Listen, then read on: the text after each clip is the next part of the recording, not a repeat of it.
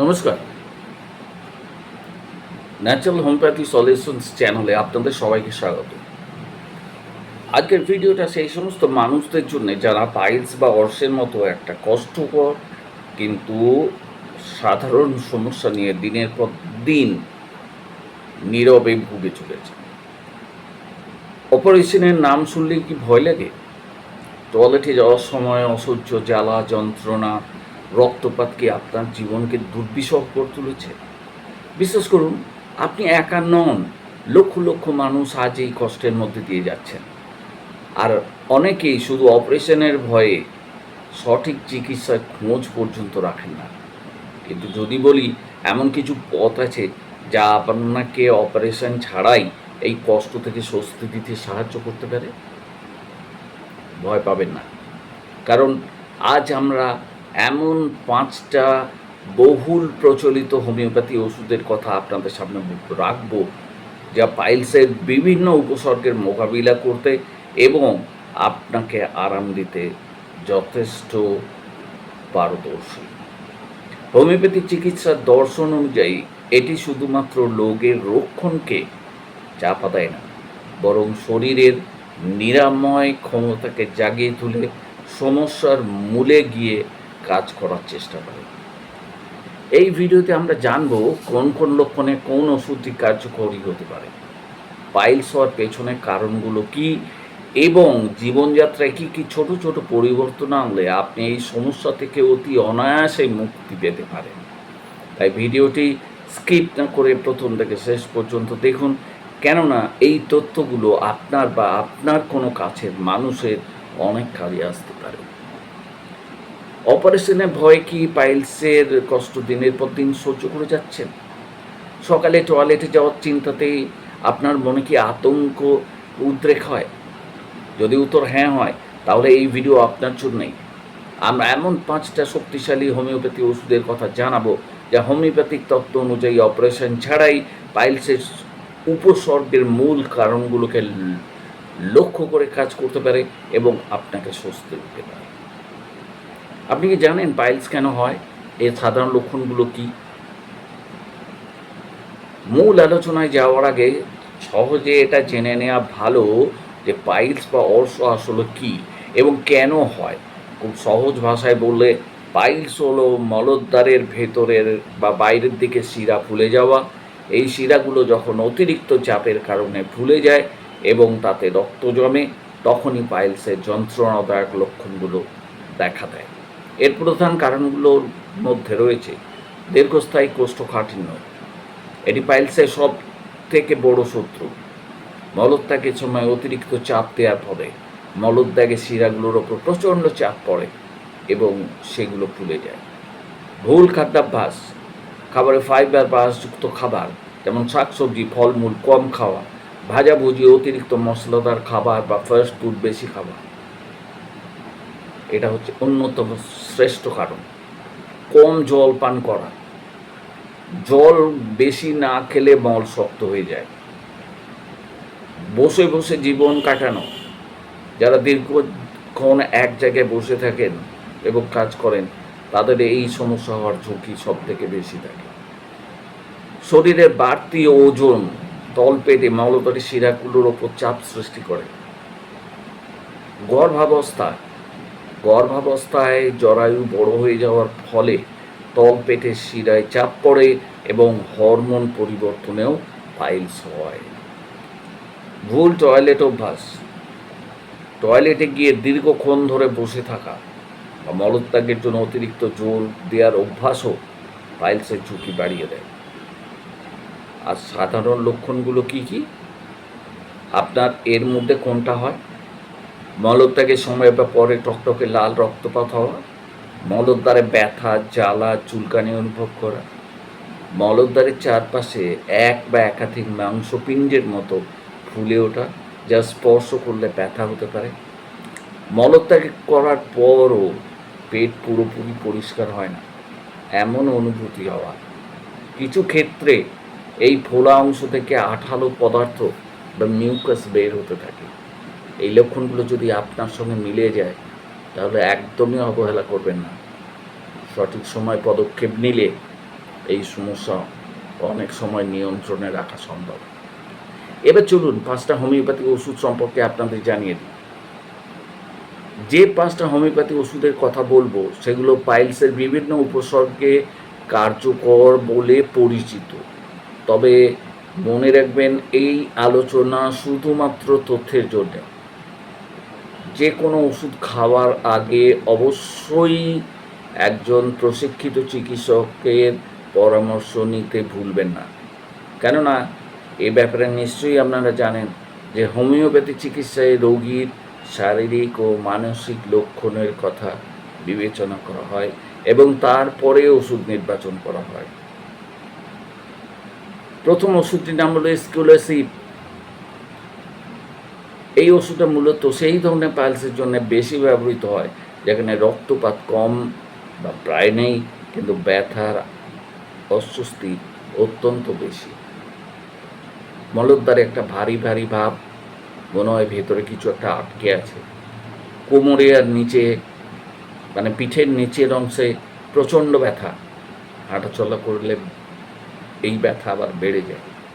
মলদ্বার শুকনো আর গরম অনুভূত হয়।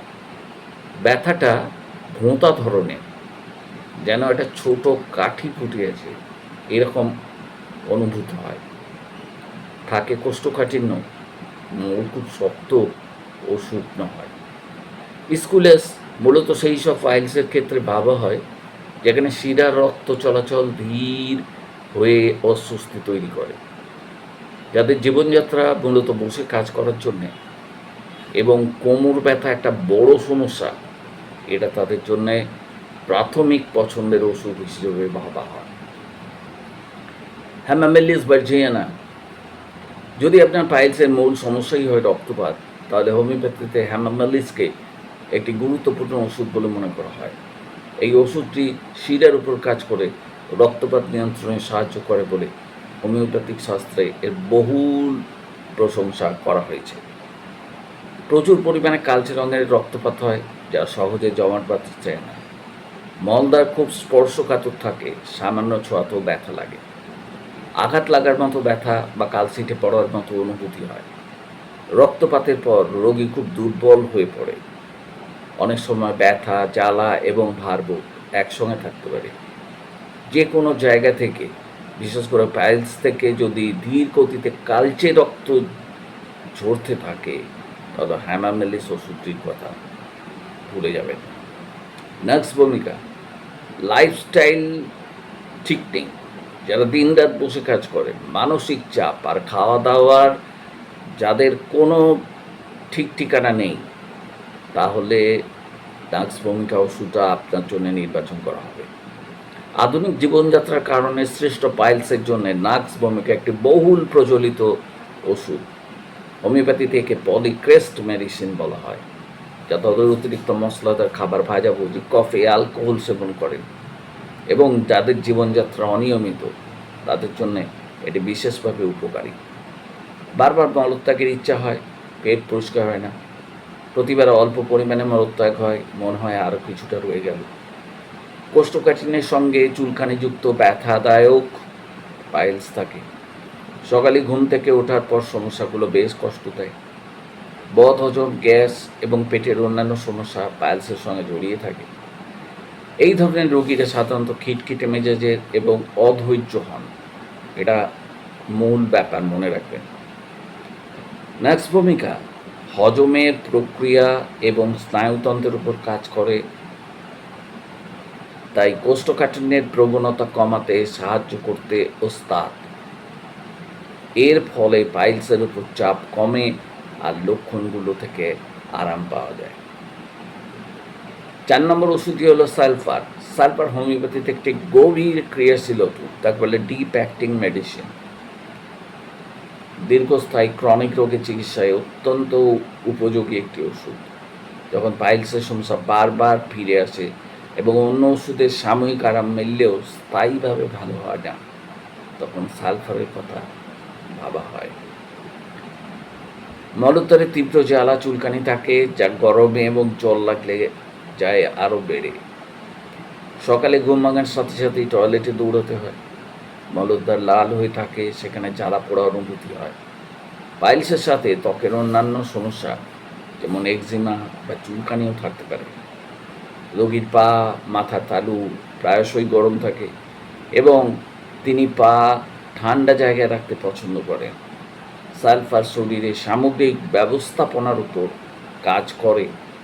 ভেতর থেকে রোগের প্রবণতা দূর করতে অত্যন্ত সহযোগী একটি হোমিওপ্যাথিক ওষুধ। এটি গভীর ক্রিয়াশীল, তাই অভিজ্ঞ ডাক্তারের পরামর্শ ছাড়া এটা ব্যবহার করা খুব একটা কার্যকর বলে মনে হয় না। 5 নম্বর ওষুধটি হলো এলোসক্রেটিনা। এই ওষুধটি সেই ধরনের পাইলসের জন্য খুব কার্যকর যেখানে মলদ্বার দুর্বল হয়ে পড়েছে বলে মনে হয় এবং নিয়ন্ত্রণের অভাব অত্যন্ত তীব্রভাবে দেখা যায়। পাইলসের বলিগুলি আঙুরের থোকার মতো বাইরে বেরিয়ে আসে। সেগুলো স্পর্শ করলে ঠান্ডা নরম অনুভূত হয়। মলত্যাগের সময়, এমনকি বায়ুত্যাগের সময় নিজের অজান্তে মল বেরিয়ে আসার একটা ভয় থেকে থাকে। মলদ্বারে জ্বালা উত্তাপের অনুভূতি হয়, যা ঠান্ডা জল লাগলে একেবারে কমে যায়। ডায়রিয়ার মতো পাতলা পায়খানার প্রবণতা থাকতে পারে এবং মলত্যাগের সময় পেটে গড় গড় শব্দ হয়। প্রচুর পরিমাণে জেলির মতো শ্লেষ্মা বা মিউকাস নির্গত হয়।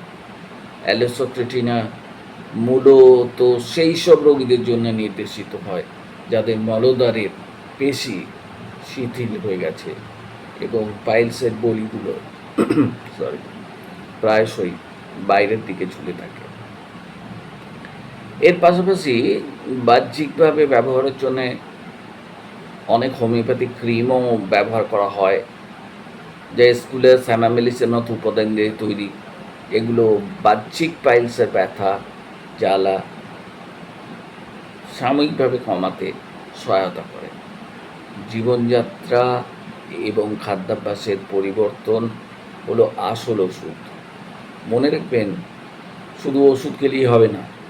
পাইলসের সমস্যা থেকে দীর্ঘমেয়াদী স্বস্তি পেতে গেলে জীবনযাত্রার পরিবর্তন আনা কিন্তু একান্ত কাম্য।